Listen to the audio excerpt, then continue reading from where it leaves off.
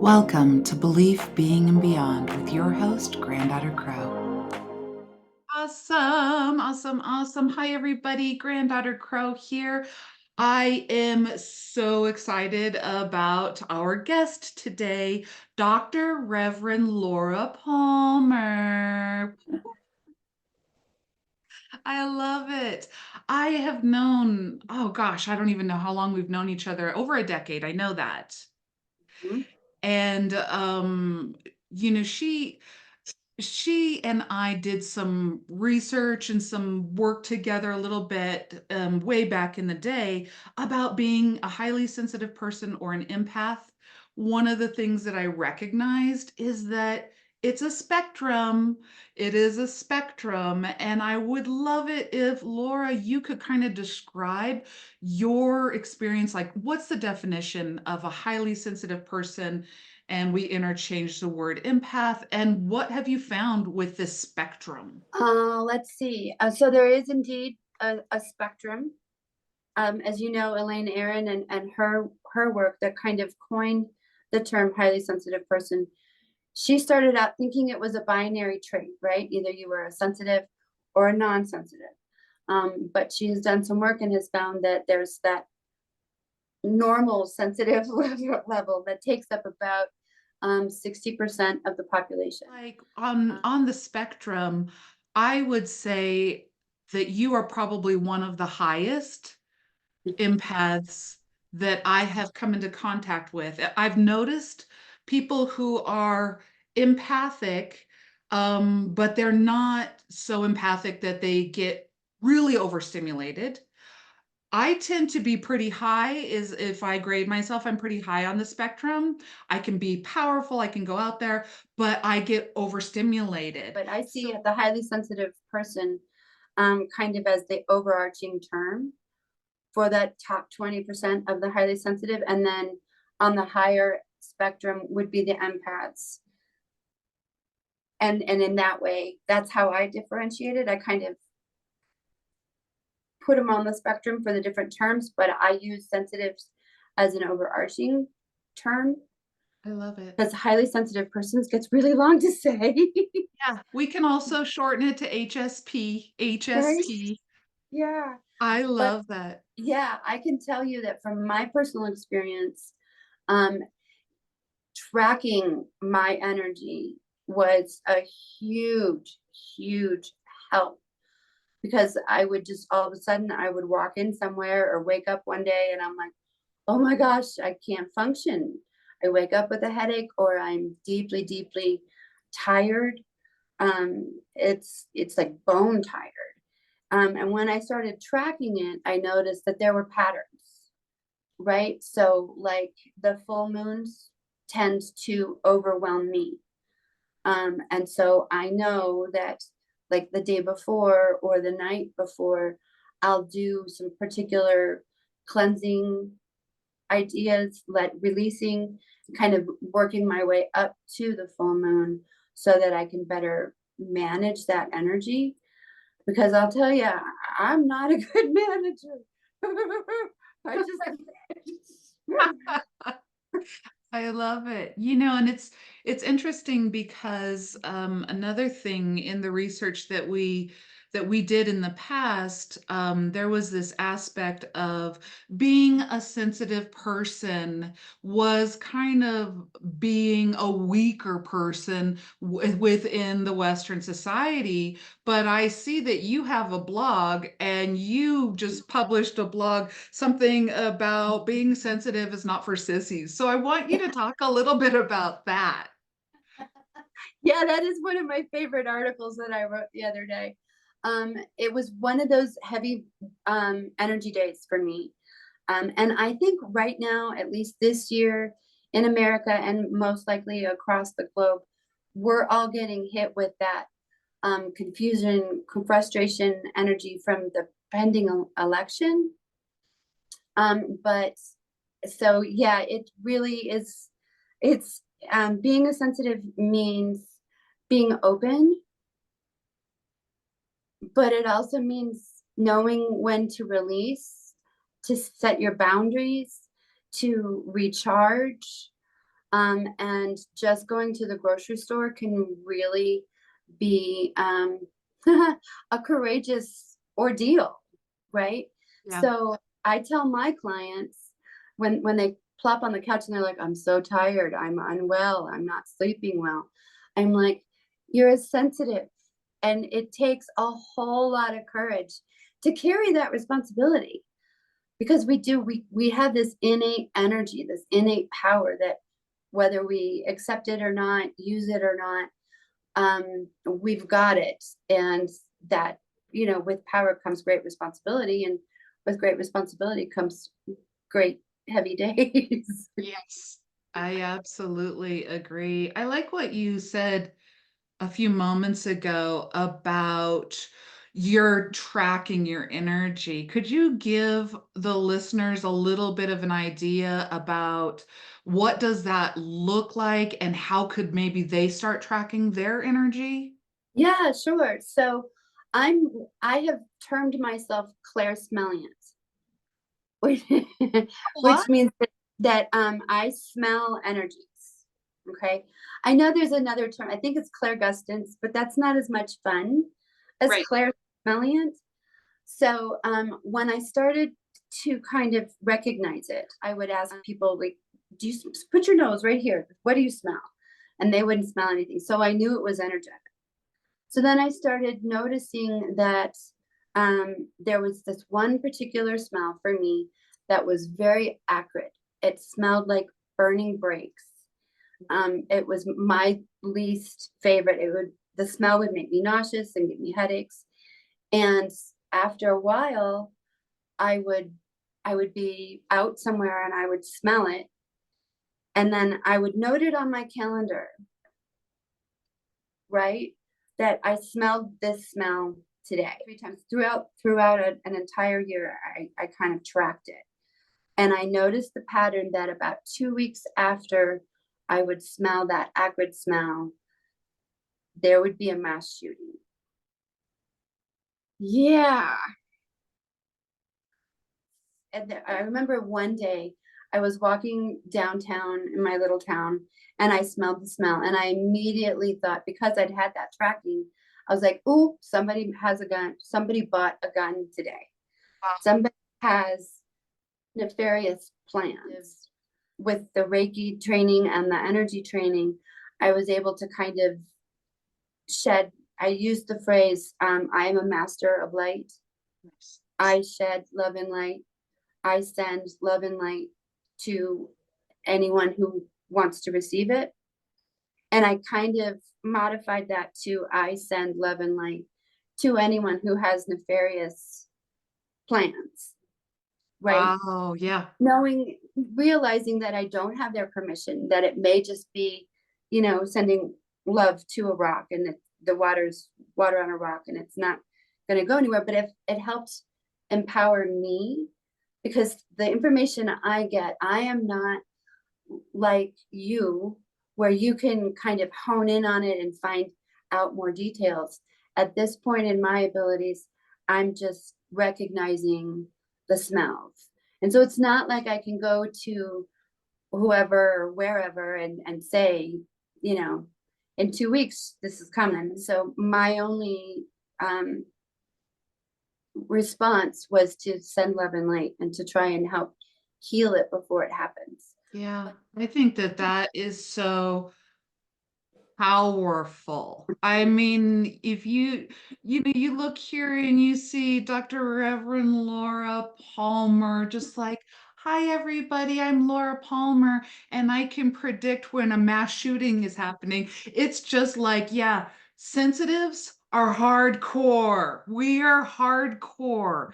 And the beauty around it is that I think you brought up another part that not only is there a potentially a spectrum where you have the more normalized, highly sensitive people who function in that way, and then you have the high spectrum, which you're identifying as the empath. But there, what I've noticed is that as empaths, we pick up things differently. We're not all the same. So, so you're a clairsentient, which I absolutely love. Sends you roses and lilac energy just so you can smell it. But that there's other ways. And so, yeah, when you're doing your empath research, recognize how you are perceiving it, get to know what kind of an empath or highly sensitive person you are, keep track of it like a scientist would keep track of, oh, well, it started here, this is what's going on, and track it for an extended amount of time. That's, yeah, figuring out how you as an empath or a highly sensitive person perceives the energy is part of our mission. It's part of our Yeah, mission.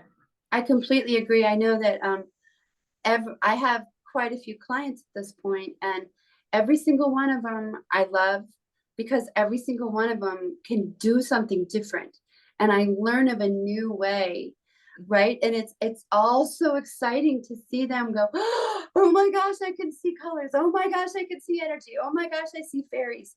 Whatever the ability is, but you're absolutely right. There are so many ways. I have yet to meet a sensitive that does exactly the same thing as everybody else in exactly the same way. And that can also, it's a beautiful thing, but it can also be a frustrating thing because I have other clients. One client will say, well, I don't see him. I didn't experience it that way. I saw it as a figure 8 energy. I didn't feel it in my body. And I'm like, but and they think they didn't do it right, Right, right? right. And so it's kind of our job as their mentor or guide to kind of point out that they did experience something. It was just different and embracing what they can do. And so that comparison, competition really needs to be set aside Yeah. when you're working on empowering and embracing your ability, empowering and embracing your abilities. I love it. I pulled up just because we're talking about what she does for anybody out there. Here is how to connect with Dr. Reverend Laura Palmer. It is at the sacredscienceenergy.com. And this is where you get to look at these different things. She's a Reiki master and she does a lot of counseling and spiritual direction. And she writes in the blogs and all of these things. This one is the one sensitive is not for sissies. I love it. And so you can find out more. I did find out from Laura that she does Zoom for counseling sessions, questions, but that's how you can get in contact with her. One thing that I found out, I find very, very fascinating about you is that you are not like, I'm going to title myself an empath without doing hardcore, hard science research. You research and research and research. So when you say something, it is not because, oh, I just had a thought. It really means that she has studied. And the beautiful thing is that I love about you is that you focus your energy on the highly sensitive person. It's almost like that is your specialty. And I absolutely love that. I was an empath before I knew what an empath was.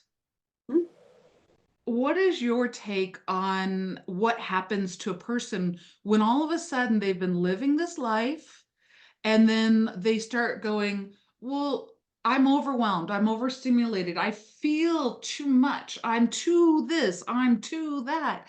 And then they start coming down that path of being a sensitive. Maybe there's somebody who's listening to this that's like, I'm wondering if that's me. What are the basic traits that you look for? And what is the process that somebody comes down when they start realizing, oh, I'm not too much. I'm just enough, but I am a highly sensitive. So you know Elaine Aron's website and HS person.com. And there's the quiz in there, there's the quiz in the book. 70% of us are introverted. So when I see somebody that's introverted, I'm going to start looking for those character traits, right? Plus, if you come to me, chances are going to be really good. You're going to be a sensitive because that's Right, why you're coming, right? right. But part of my job is a lot of people will say, but I don't fit all the character traits, Gotcha. right? Like I think there are 18 and somebody will say, well, I fit with this one, but I don't fit with that one. Um, and and while Elaine Aron has done a wonderful job of identifying those traits, there are a lot of kind of offshoots or side effects. So, for example, she does identify that sensitives are jumpy, that we startle easily, right?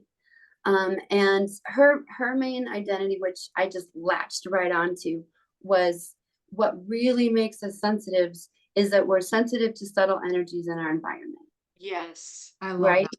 I love that. And then everything else kind of falls into place because of that one thing. Do with a new client who's curious and wanting to know more, I will kind of ask them if they could create a character for their grocery store, I love right? that. So we all have to go grocery shopping, we all have to eat. So what does your like if your grocery store had a character, had a personality, what would that character look like? And the more I ask them to describe, um, they, it kind of tells me what kind of sensitive they are, and then I can kind of help veer them that way. Well, you might want to think about, does it have a smell? Does it Right? have a color? Work with them to figure that out. And then I'll ask them the opposite, where what is the character of your least favorite storehouse? Those kinds of probing questions to kind of help people figure it out. And a lot of times, my only job is to notice. For example, I had one client, a Reiki student, and she was like, I've been noticing since I've been doing Reiki, my hands feel better. The arthritis has gone away. I feel physically better. And then in the next 5 minutes, she said, "But Reiki can't help with physical ailments or diseases." And I'm like, "Okay, hold on. Let's just circle back and notice those two comments." And she was like, "Oh my gosh!" She got so excited. She's like, "I'm talking in circles and I'm not making sense. I need to calm down and focus and really." And I'm like, "There you go." I So love it's that. yeah, it's really just a matter of helping, holding their space so they can just vomit Yeah. and then kind of bring points back to them to help them realize their own sensitivities, their own abilities, and Love then foster those as well. I love that, foster those as well. So, there is one more point that I'm hoping that we can talk about. When when we were doing research together way back in the day, I remember that there was an actual study that Dr. Elaine Aron, who coined the phrase HSP, went and had her biology researchers, and they went into different populations beyond just the human population. They went into like fleas and monkeys, and I don't even recall. And Mhm, they also found that 15 to 20% of all of these other over 100 species had these certain overstimuli, recognizing the subtleties with the environment, the depth of processing, all of that. And do you remember that, Laura? I do. I love that. I love the results of those studies. Yeah. And so I think that the one of the results alluded to so scientifically, so potentially, the highly sensitive population is actually here to notice the subtleties, the changes within the environment, so that we can alert others of these sensitivities. I love the fact that we are 20% of the entire global population. This Right. particular article, I wish I could remember her last name, um, but she said we need to be that 20% because one of our most beautiful qualities is that we are the wait and see people, right? We're the ones that go, oh, the deer that hears the branch crack. We're like, oh, okay, well, we're just gonna freeze, stay here a minute, and wait and see what happens. Wait. But the climate change scientists that were barking at us back in the 60s and the 70s and the 80s, they were high, it's probable that they were highly sensitive persons. Right. Right? So if we were a bigger proportion of the population, we would stay in this like spinning loading cycle, Right. right? And we wouldn't get anywhere. Right. Um, and so we are good alarmers. We're the, well, now wait a minute, let's step back and think about cloning. Let's think about the ramifications of this particular court case. Let's consider what this might do. So we love to think we love data, but that is really our gift. I love that. I love that. Well, thank you so much. There's so much depth of understanding in her research and depth of understanding in her lived experience. So, if you want to connect with Dr. Laura Palmer, um, get on her website, read her blogs, if nothing else. It probably will. I mean, she has an approach that is really good. So, is there any last words that you want to say to the people? In a way that helps people realize they're not crazy. That there could be different energies that are going on and overstimulation because they're noticing those subtleties. So thank you so much. I will put your web address down below. And thank you, Laura. I'm sorry, Dr. Reverend Laura Palmer. I know her as Laura, but thank you so much for being on the show today, and blessings to you, and we will see you next time.